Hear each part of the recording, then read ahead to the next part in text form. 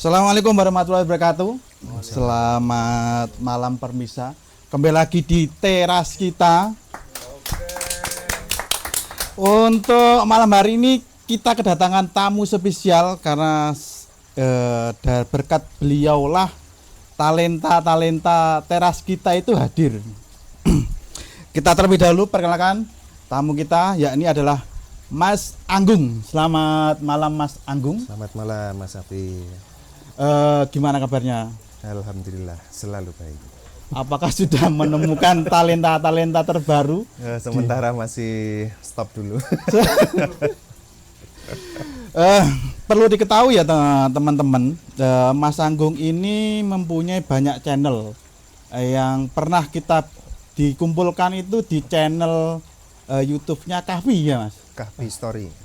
Selain Kahfi apa Mas channelnya sampean? Dulu ada Lintang Kidul, terus kemudian sebelum itu ada Perpus Geng, kemudian selepas itu bikin channel tapi nggak lama, kayak gitu Lembong nggak lama. Ya itu sih, iseng-iseng sebenarnya. Yang paling bercuan. Yang paling bercuan itu kalau dihitung bercuan yang paling, kalau adsense-nya yang menghasilkan paling banyak sebenarnya dari Lintang Kidulnya dulu. Lintang Kidul. Itu dulu sudah mencapai ya per bulannya lumayan lah 1.300.000 kalau dihitung rata-ratanya. 1.300.000 pada saat Anda berpenghasilan berapa? Dulu masih penghasilan berapa ya? 3.800.000 masih. Ngeri ya, lumayan lah. Ya nggak lumayan, soalnya buat biaya produksinya melampaui itu. Per bulan pernah ngitung sebulannya itu bisa habis sampai 5-7 jutaan. Ketika terus nambelnya gimana? Yang buat nutup duit itu dari sablonan. Oh iya. Jadi kan memang ada berapa sumber penghasilan dulu. Jadi yang rutin itu 3.800.000 itu, yang dari sablonan itu nggak rutin. Tiap bulannya kadang bisa, dulu masih sedikit, masih 1,5, masih 2,5 gitu Mas Yan. Jadi yang buat nambeli itu. Jadi hasil dari sablonan diputar untuk di YouTube. Untuk YouTube. Itu satu channel atau semua channel? Semua channel. Semua channel. Makanya boncos dulu. Boncos. Oh makanya sablonnya konsisten dengan harga itu ya karena untuk menutup itu. Ya salah satunya itu sih. Oke, Mas, dari channel-channel Anda, dari Kahfi, Lintang Kidul, Perpus Geng, itu yang paling berkesan? Yang paling berkesan ya karena yang 3 besar itu ya itu Perpus Geng, Lintang Kidul sama Kahfi, ya 3 itu yang paling berkesan. Cuma kan yang Lintang Kidul itu kan sebenarnya terusan dari Perpus Geng sebenarnya. Termasuk Kahfi sih. Jadi Kahfi sama Lintang Kidul itu terusannya dari Perpus Geng. Awalnya dulu satu channel itu isinya lagu-lagu Banyuwangi sama lagu religi. Kemudian ya karena ada konflik dulu, akhirnya pecah jadi 2 channel, Lintang Kidul untuk lagu Banyuwangi sama Kahfi Story itu untuk konten religi, lagu-lagu religi. Berangkat untuk channel Perpus Geng itu tahun berapa Mas? Tahun berapa ya? Pembuatannya itu sekitar 2017-an kayaknya. Oh 2017-an? Oh cuma dulu isinya masih random, belum konten lagu-lagu Banyuwangi. Belum banyak. Dulu awalnya buat ngangkat nama sekolah dulu. Jadi konten-kontennya banyak pakai untuk kegiatan-kegiatan sekolah. Malah awalnya sebelum kegiatan sekolah dulu masih buat seru-seruan aja. Jadi karena dulu hobinya itu sering bolang, jadi buat ngupload kita di spot wisata di Banyuwangi, di Teluk Ijo misal, kita ambil kegiatannya terus kita upload di situ. Proses di sekolah itu waktu Mas masih bekerja atau lagi di sekolah? Masih bekerja dulu. Atau berarti bukan siswa? Bukan. Masih bekerja sebagai operator sekolah dulu. Operator. Oh, pernah jadi operator juga? Ya, derita operator sekaligus konten itu berarti sampai sudah masih merasakan ya. Tapi ya gimana ya, sebisa mungkin kan kita dimanapun kita berada dengan segala keterbatasannya, kita tetap harusnya kita tetap memberikan yang terbaik untuk di tempat kita di mana berada. Seringkali kan kita itu kan kita banyak menuntut apa yang sudah sekolah berikan kepada saya gitu kan. Padahal harusnya mindset itu kalau menurut saya mindset itu dibuang saja. Yang penting itu apa yang bisa kita berikan di sekolah itu, di tempat kita berada. Dulu termasuk ketika saya di pondok ya apa yang terbaik yang bisa saya berikan kepada pondok gitu. Makanya di pondok dulu ya juga diberdayakan sama yai, suruh bikin buletin, kemudian waktu kegiatan pondok juga suruh dokumentasi. Itu awal-awal saya belajar editing video dulu. Editing video sama desain grafis. Apakah itu Anda merasakan itu sebagai perbudakan? Saya nggak pernah menganggap itu sebagai perbudakan.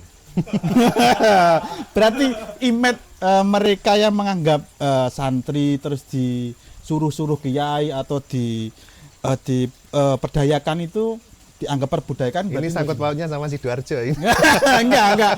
Yang hari ini lagi hangat kan gitu toh Mas. Ya, kita itu merasakan bahwasanya dengan adanya kita disuruh Pak Yai atau Kiai kita itu menganggap kita itu semakin dihargai toh.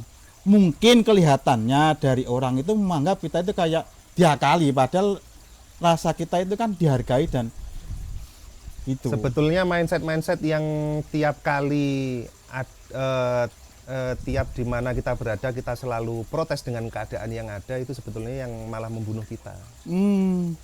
Makanya dari kecil sebetulnya saya tanamkan dimanapun saya berada, ya saya berusaha memberikan yang terbaik di tempat saya berada. Kita harus berdamai dengan lingkungan berarti. Iya. Oke Mas, kembali lagi ke channel Bikin Ngulik itu ke Kahfi. Kahfi itu Mas ini kan menemukan banyak talenta, terutama itu talenta dari organisasi IPNU dan IPPNU kan. Ya. Itu kan berawal dari ketua kita siapa Jal? Revi. Kak Mas itu kok bisa Mas itu menemukan kita itu gimana? Awalnya dulu kan sebetulnya yang diangkat itu dari talenta di tempat saya bekerja di SMA 1 Pesanggaran dulunya. Kebetulan di SMA 1 Sanggaran dulu yang malah mengawali pertama itu Agnes dulu. Agnes itu kan dia pernah ikut kelompok keroncong, terus kemudian talentanya itu masih terus diasah. Waktu SMA dia sering ikut ini, waktu ada kegiatan dia tampil nyanyinya juga enak. Yang pertama kali masuk dulu itu, jadi lagu Banyuwangi dulu. Setelah itu terus kemudian ternyata barengannya si Agnes, dia juga punya temen yang punya talenta di lagu-lagu religi, si Revi itu. Makanya kita tarik sekalian dia khusus untuk nyanyi lagu-lagu religi. Setelah itu baru kekumpul banyak talenta di Banyuwangi Selatan dari konten yang kita buat, ternyata antusias masyarakat itu juga bagus. Terus kemudian baru bermunculan talenta-talenta baru yang bahkan nggak cuma dari SMA 1 Pesanggaran, ada yang dari luar itu termasuk tetangga saya yang ada di Kesilir itu, dia punya suara bagus, suaranya mirip sama kayak Demi, sama kayak Catur Arum, tapi lama nggak kesorot. Biasanya cuma buat nyanyi-nyanyi di tongkrongan gitu aja. Akhirnya ya udah, ini bagus, harusnya ini kita angkat ini. Ternyata itu langsung viewernya juga langsung meledak pada saat itu. Itu dimasukkan ke Kahfi atau Lintang Kidul? Ke Lintang Kidul. Lintang Kidul khusus dengan termasuk yang si Ayu Wardina dulu. Ayu Wardina itu dulunya dia aktif di Jangeran. Tiap di Jangeran dia nyanyi, suaranya khas, cengkoknya khas Banyuwangi. Tapi nggak ada orang yang melirik untuk dia ada di channel khusus nyanyi gitu. Makanya pada saat itu terus kemudian kita tarik di Lintang Kidul. Kak Mas, sama ini apa punya indera keenam dalam untuk mencari talenta tersembunyi katanya? Enggak sebenarnya. Karena gini loh, orang yang kita itu ya tetangga saja itu gak pernah melirik. melirik kita itu jadi talenta tuh. Hanya sampean tok lah sing gelem ngopeni. Dulu itu kan sebetulnya misinya itu kan sebisa mungkin kita itu pengen mengangkat semua potensi yang ada di Banyuwangi Selatan. Seringkali soalnya kita itu sering dikucilkan sama teman-teman yang ada di Banyuwangi Utara sebetulnya. Jadi di Banyuwangi Utara itu banyak talenta yang bahkan dari kampung-kampung itu mereka bisa naik. Tapi yang di Banyuwangi Selatan kok nggak ada gitu kan. Harusnya ini harus ada wadah yang mewadahi anak-anak ini yang punya talenta bagus ini buat diangkat sebetulnya. Nah, berawal dari misi itu sebetulnya dulu bikin channel targetnya itu bisa mengangkat potensi-potensi lokal yang ada itu. Dari talenta ya, dari ada Revi kan, Revi, Rois, habis itu Jeki, Rijal, Dul, terus apa lagi ya? Ada lagi, Solikin, dari beberapa anak lah, dari Ibnu, dari PPNU ini, yang saat ini selain dari kita teras kita yang masih menumbuhkan channel ini, membesarkan, siapa yang paling bersinar, Mas? Kalau hari ini ya kan berarti yang masih aktif teman-teman yang di teras kita ini kan berarti. Talenta yang aktif di media sosial. Yang di media sosial yang kemarin ketemu sama Denny Caknan ini, Sidul ini. Oh, Denny Caknan. Tapi pernah nggak dijapri, Mas? Mas titip salam pokok nih. Enggak. Denny Caknan. Enggak. Lali ya. Tapi saya lumayan bangga kok. Jadi yang dulu dari awalnya dari jebolannya dari Kavi, dia tetap konsisten. Awalnya dulu kan pemantiknya dia jadi model dulu kan. Ya model yang jadi pengemis. Ya, kan? pengemis ya. Dari model jadi pengemis ternyata dari dulu kan dia nggak kepikiran kan si Dul ini sebetulnya punya potensi bagus untuk jadi konten kreator sebetulnya. Pemantiknya dulu dari Kahfi itu ternyata dia terus konsisten melanjutkan bikin konten, dia berusaha jadi konten kreator sampai deket sama Mas Mondle ya, akhirnya sampai bisa ketemu sama Denny Caknan kemarin. Saya aja yang sampai hari ini juga belum pernah ketemu sama Denny Caknan. Dia malah udah pernah ketemu. Ya mungkin kalau kita bisa reuni itu ada hal yang saya ingin tanyakan ya, Mas. Kita tanyakan bersama-sama dengan Dul ini. Oke, Mas. Dari kan Anda lebih aktif di YouTube kan. Apa yang membedakan antara channel media sosial yang buat hiburan dan juga yang produktif?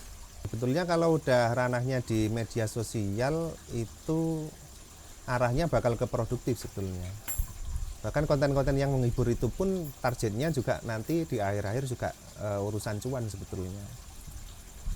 Jadi artinya kita mau ambil segmen yang manapun itu nggak masalah.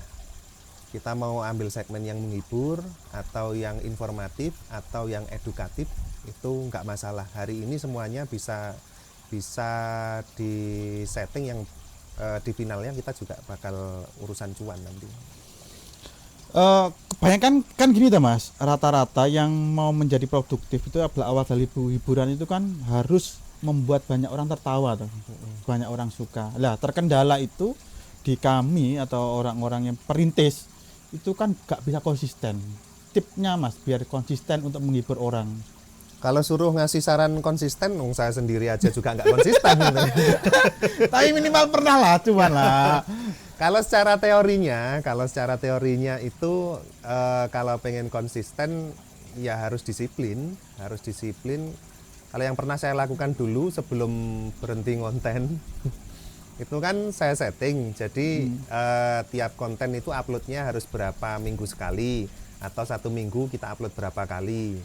Kalau dulu karena kontennya itu lagu-lagu, secara produksinya juga lumayan memakan banyak waktu. Dulu saya setting tiap 2 minggu sekali, jadi tiap channel.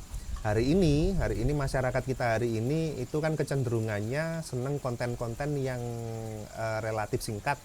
Makanya media sosial hari ini yang lebih banyak digandrungi itu kan sebetulnya TikTok sebetulnya. TikTok itu sekarang berada di posisi paling atas. Kemudian menyusul baru di bawahnya YouTube dan kawan-kawannya, YouTube, Facebook, Instagram dan kawan-kawannya. Itu sebetulnya teman-teman bisa mulai kalau pengen fokus, pilih salah satu medsos yang jadi fokusnya. Kalau memang pengen konsistennya di TikTok, berarti disiplinnya harus menyesuaikan disiplinnya TikTok.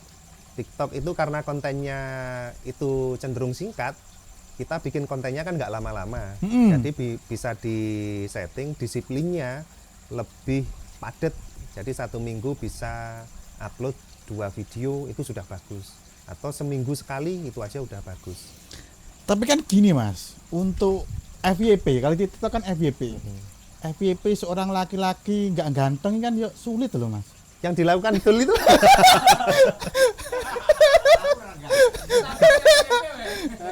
Ya, itu loh Mas. makanya tergantung kita pengen pilih segmen yang mana. Dul ini kan sebetulnya punya potensi, dia anaknya agak banyol kan. Ya, ya, ya. Jadi dia yang Dul ini yang dijual bukan face-nya, bukan wajahnya yang ganteng, tapi yang kebanyolannya itu tadi. Jadi kita harus sekaligus kita harus menentukan kita ini sebetulnya seperti apa sih gitu. Kalau Dul karena dia memang punya jiwa-jiwa banyol, ya udah yang disasar ini. Dia bikin konten-konten yang lucu-lucuan gitu. Oke, pernah Mas, jadi pernah membuat channel itu TikTok, itu MI saja. Nah, saya nggak tahu bahwasanya live TikTok ketika di situ ada seragam anak sekolah langsung diblokir itu. Oh betul, kalau itu urusan di kode etik jurnalistik.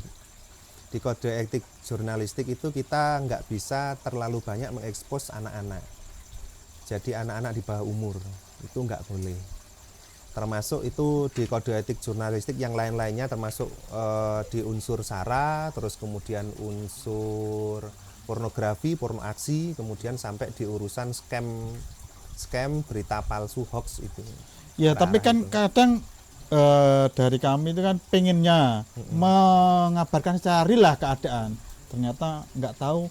Habis itu saya cari Mas beberapa hari sampai kok nggak ketemu nggak bisa no. Ternyata baru lihat beberapa syukuran ketika pernah menampilkan anak seragam saja langsung diblokir.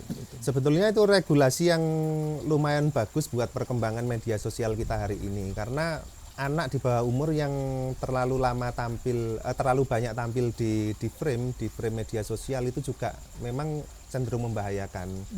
Jadi itu secara kode etik jurnalistik itu nggak cuma di media sosial saja, di website, terus kemudian di media-media pemberitaan itu sebisa mungkin kalau anak di bawah umur itu kalau kita bisa nggak menampilkan wajahnya, kita nggak usah ditampilkan. Kayak seperti ini, kan pernah kan lihat di berita-berita itu misal anak kena inilah apa namanya kasus, Ya. kayak semacam pencabulan itu. Jadi anak pasti nggak boleh tampil si anaknya. Kalau misalkan tampil wajahnya langsung di blur, bahkan seluruh badannya nggak boleh. Karena memang secara aturannya begitu. Itu soalnya nanti arahnya ke urusan psikis anak sebetulnya. Itu sebetulnya sampai usia berapa itu Mas? Kalau melihat kebijakan secara umum, secara globalnya itu di bawah 18 tahun. Berarti SMA itu sebetulnya nggak boleh? Harusnya nggak boleh. Tapi FYP hari ini, FYP hari ini yang paling banyak anak-anak SMA. Gitu. Nah itu kan juga standar ganda ini berarti TikTok ini. Ya. Tapi mungkin kayaknya TikTok nggak cuma TikTok sih sebetulnya. Lebih membatasi anak-anak yang di usia di bawah SMP kayaknya. Tentunya suatu saat jika regulasinya itu semakin bagus, nanti akan semakin filternya akan semakin lebih banyak lagi. Pastinya akan sesuai dengan kode etik jurnalistik, 18 tahun ke bawah itu nggak boleh. Oke Mas, kita kembali karena itu kan membahas di platform yang lain. Kita kan di platform YouTube, masa kita membesarkan TikTok di platform YouTube? Nah, kita kembali ke YouTube dulu. Waktu Mas membesarkan platformnya Samen, ketika channel-channelnya kayak Perpusge, Kavi ataupun Lintang Kidul, itu caranya gimana Mas? Ya itu tadi konsistensi itu tadi. Konsistensi, disiplin, terus kemudian jangan berhenti untuk kreativitas kita, jangan sampai berhenti. Terus link-linknya itu kemarin apa ya juga disebar ke teman-teman atau hanya cukup status gitu? Tentu. Nah ini salah satu PR juga untuk teman-teman teras kita sebetulnya. Ya. Konten di teras kita ini kan sebetulnya bagus-bagus. Ya. Dan hari ini fenomena kita hari ini di media sosial dari survei global saja 45% konten-konten hari ini itu sudah diisi masyarakat kita. Dari survei itu mereka menyampaikan bahwa 45% orang itu menyatakan bahwa konten-konten yang ada di media sosial itu cenderung ke sentimen negatif. Jadi enak-enak scroll di TikTok, di YouTube, itu tiba-tiba muncul orang-orang yang pakaian minim, pakaiannya serba terbuka. Kalau nggak gitu, tiba-tiba muncul iklan judol. Nah, seperti itu. Makanya untuk melawan 45% ini, harusnya teman-teman itu ketika bikin konten jangan setengah-setengah. Kalau sudah niat terjun bikin konten, ya udah kita all out gitu. Kita all out ketika bikin konten, habis bikin konten harus diperhitungkan benar-benar, bahkan algoritmanya juga harus dipelajari. Misal untuk urusan algoritma waktu yang baik untuk upload. Waktu yang baik untuk upload itu kan sebetulnya secara umumnya saja, secara normalnya kita melihat kalau orang lihat medsos itu kan biasanya di waktu-waktu santai kan. Ya. Waktu-waktu santai itu di jam-jam berapa? Biasanya di jam-jam pulang kerja. Pulang kerjanya orang itu di jam berapa? Berarti di kisaran habis maghrib. Dia sudah pulang kerja, sudah makan, sudah mandi, dia santai-santai sambil lihat HP. Nah, itu pasti bisa nanti teman-teman bisa menelusuri. Di jam-jam itu pasti lebih banyak orang yang menonton daripada di luar jam-jam itu. Itu kalau dari algoritma dari segi upload waktu. Kemudian di urusan batasan-batasan kode etik jurnalistik. Di teman-teman teras kita kan di konten-konten yang lalu ketika podcast gini, itu kan ada yang sambil ngerokok. Ya, ya. Itu berbahaya. Maksudnya berbahaya, selain berbahaya buat kesehatan, berbahaya juga buat konten kalian. Karena pasti akan ada batasan dari media sosialnya.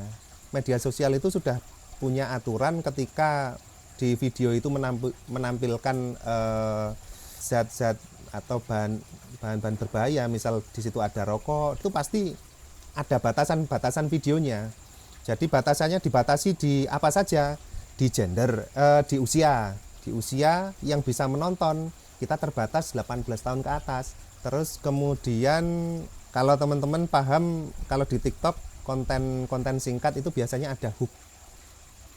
Hook itu video pemantik awal yang bikin orang pengen melihat video kita sebelum melihat video utamanya. Oh ya, ya, ya. Nah, biasanya ada orang lagi mukul-mukul batu, tik tik tik, terus muncul video kita. Ya, ya. Nah, itu namanya hook. Kalau bisa manfaatkan hook itu dengan baik, itu bakal bisa mempercepat perkembangan dari channel. Berarti Dan masih banyak lagi sebetulnya. Yang ingat cuma 3 itu sementara. ya, kebiasaan kita itu kan karena berawal dari teras, Mas. Teras itu orang yang nongkrong teras itu kan bebas kan. Dari kebebasan ada. Ya mungkin kita tidak tahu bahwa di kode jurnalistik ataupun ini tidak boleh memakai itu jat-jat terkait asap-asap itu. Nah, sekarang kan udah tahu. Ya. Berarti nanti Besok break. berarti Besok harus ada breaknya dulu 5 menit kita baru itu langsung lagi. Ya. Sebisa mungkin kalau bisa itu di luar frame aja kalau pengen rokok-rokokan, kalau pengen ya itulah, kalau pengen rokok-rokokan itu yang paling utama. Itu di luar frame aja. Mas, ini agak serius. Channel Cafe itu tidak booming lagi apa karena tidak ada review? Enggak. Tidak. Apa? Emang enggak booming ya? Enggak talentane iki terlantar iki Mas. Terlantar di talentane. Karena kan memang dihentikan. Enggak, karena sampai akhir kayaknya masih ini. Oh, gara-gara tidak konsisten upload. Iya. Jadi dulu itu kita konsisten tiap 2 minggu sekali kita upload. Habis itu kita kehabisan konten, lama nggak upload. Makanya ketika upload yang awalnya kita sudah secara viewer itu sudah menanjak di angka 1000-an ke atas, tiba-tiba habis lama nggak upload terus kemudian upload, waktu upload ya tinggal sedikit. Itu tadi itu salah satu juga salah satu poin juga yang harus diterapkan ketika bikin channel. Per hari atau minimal 1 minggu sekali mas untuk uploadan Tergantung kontennya. konten.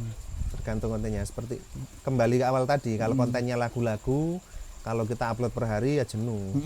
Lagian proses produksinya juga lama, belum mixingnya, belum bikin video klipnya dan Kalau sebagainya lah. kayak podcast kayak gini Kalau podcast kayak gini ini kan durasinya lumayan panjang, ya. editingnya juga lebih lama. Itu dibikin seminggu sekali itu aja udah bagus. Bagus ya. Udah bagus. Oke, karena kita mengat dalam media sosial atau YouTube atau segala macam lah. Tip persamaan bijak dalam bermedia sosial itu kayak gimana mas? Kembali lagi ke kasus tadi, kasus awal tadi yang sudah saya sampaikan bahwa 45% dari hasil survei global itu pengguna media sosial itu sudah merasakan bahwa konten-konten yang tiap hari ditonton itu mereka merasa arahnya ke sentimen negatif. Artinya meskipun secara survei resminya, kalau survei resminya itu sebetulnya 90% itu sentimennya netral. Sentimen negatifnya itu cuma 6, sekian persen. Artinya sangat sedikit. Tapi kan itu survei formal itu kan mereka nggak melihat yang dirasakan pengguna kan. Kayak misal tiba-tiba muncul orang goyang-goyang yang serba terbuka. Mereka menganggapnya sentimen netral, padahal ketika kita kembalikan ke pengguna itu tadi 45%-nya loh. 45%-nya itu mengatakan bahwa mereka merasa konten-konten yang scroll itu sentimennya cenderung negatif. Bayangkan penduduk kita saja, penduduk di Indonesia itu ada 280 jutaan. 45%-nya berapa? Hampir 50% loh. Ya, itu sudah 150-an juta. Ya, kan? 150 juta kan? Anggap saja yang aktif di media 100 sosial juta 100 juta gitu aja Ya. lah. 100 50 juta. 100 juta orang ketika scroll sosial media mereka merasakan banyak konten negatifnya. Dan itu di semua lini media hari ini. Mulai dari TikTok, Facebook, YouTube, kadang ada iklan pinjol. Di Twitter bahkan, Twitter malah lebih bebas lagi. Konten pornografi sampai kayak nggak ada batasan gitu kan. Terus kan gini mas, di media sosial itu kan ada istilah jejak digital. Sebetulnya arti jejak digital itu gimana mas? Sebetulnya ketika kita mau posting kita harus pikir-pikir panjang dulu. Karena sampai kapanpun postingan kita itu nanti bakal tersimpan di cloud namanya. Kalau di internet itu namanya cloud. Bisa jadi misal teman-teman ini posting ini misal ngolok gara-gara benci sama temennya, terus kemudian ngolok-ngolok di Facebook misal. Oh temanku kayak gini gitu kan. Bisa jadi video itu ketika sudah baikan, video itu dihapus. Dihapusnya cuma di Facebook yang tampilan muka Facebook itu saja, tapi di servernya kan enggak, di cloudnya itu tadi kan enggak. Artinya suatu saat itu masih bisa dicari-cari videonya. Berarti umpama gini kan mas, kan kita kembali ke Dul. Dul itu kan dulu umpamanya konyol lah, konyol dan ngupload. Mas Dul jadi bupati mencalonkan diri, padahal postingan-postingan itu sudah dihapus di media sosial Dul. Tapi di servernya media sosial belum tentu dihapus. Wah, bisa jadi serangan balik nih. Ya. Kadang kan kalau untuk mengakses cloud itu kan sebetulnya sangat sulit. Sulitnya ya karena kita harus menghubungi langsung ke pihak. Kalau misalkan itu nyimpennya di servernya Google, ya kita menghubungi pihaknya Google. Bisa jadi Dul sekarang ini masih jadi orang biasa. Tapi suatu saat ketika jadi presiden, ini Dul ini dulu punya skandal ini. Punya skandal. Itu kan kalau kita sudah punya kekuasaan, kita menghubungi pihak Google itu kan gampang gitu kan. Aku pengen cari riwayatnya Dul ini seperti apa dulu. Itu bisa. Makanya ya banyak istilah kayak naga 9. Ya, itu kan anak-anaknya tidak pernah ada di media sosial kan mas? Makanya jejak digital itu berbahaya. Karena mau nggak mau HP kita kayak gini, ini kan posisi HP kan nggak mati kan, kita nggak menghidupkan alat perekam kan. Iya. Tapi HP ini sebetulnya dia masih aktif merekam suara kita. Yang tujuannya untuk apa? Tujuannya itu untuk pengumpulan data. Bahkan sekarang banyak hampir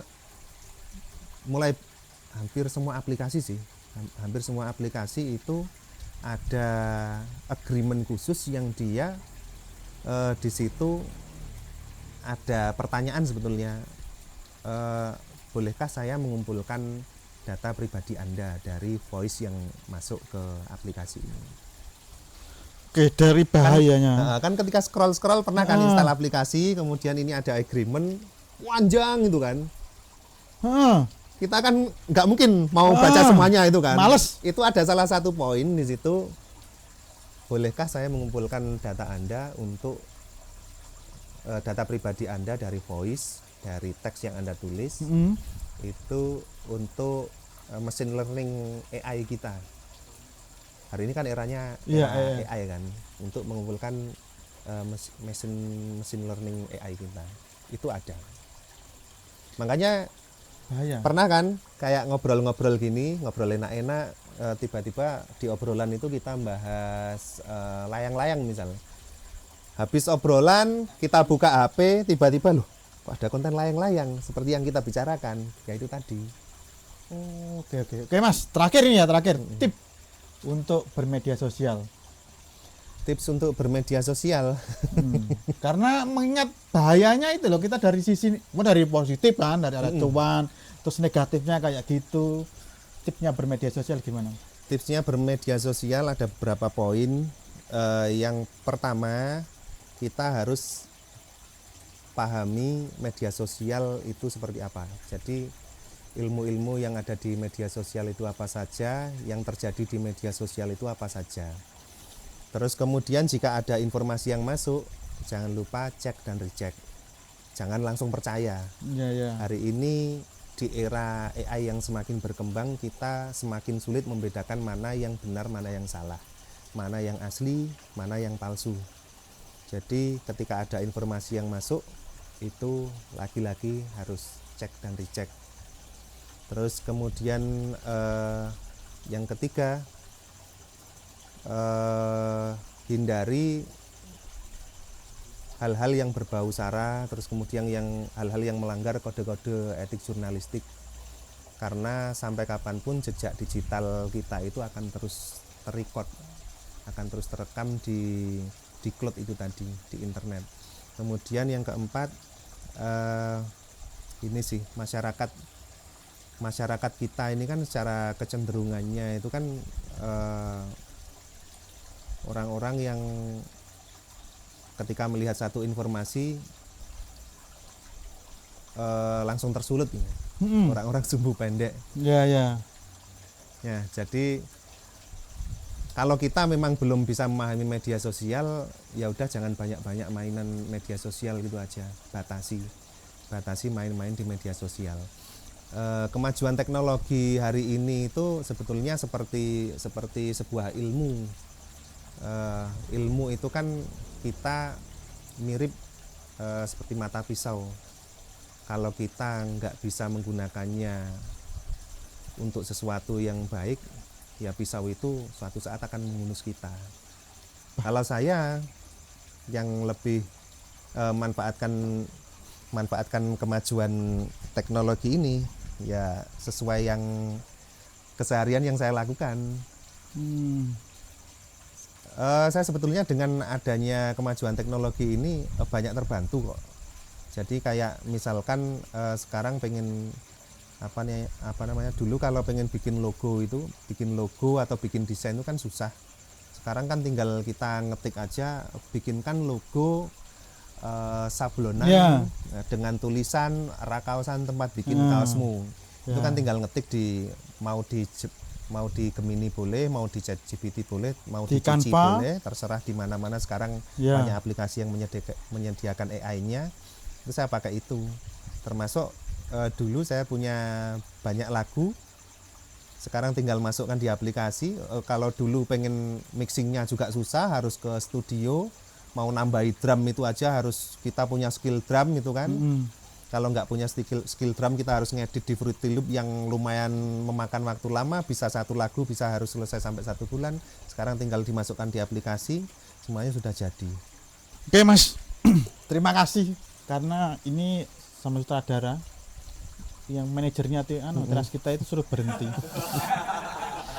Oke, untuk pada malam hari ini simpulkan sendiri karena kayak isinya daging semua ini Mas.